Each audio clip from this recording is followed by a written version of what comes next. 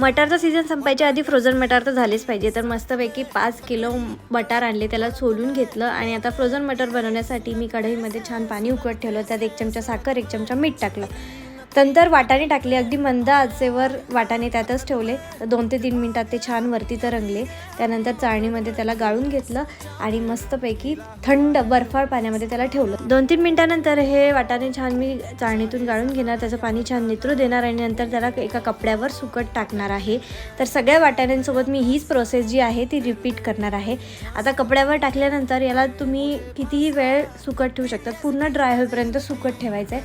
मी छान 4-5 तास मटारला सुकू दिलं होतं. मध्ये मध्ये फॅनसुद्धा चालू केलेला होता आणि नंतर मस्तपैकी डब्यात भरून याला फ्रीझरमध्ये ठेवून देणार आहे. तुम्हाला हवं तेव्हा भाजीसाठी, पावभाजीसाठी तुम्ही हे मटार वापरू शकता आणि तुम्हीसुद्धा अशा पद्धतीने फ्रोझन मटार बनवा आणि त्यांना वर्षभरासाठी स्टोअर करा.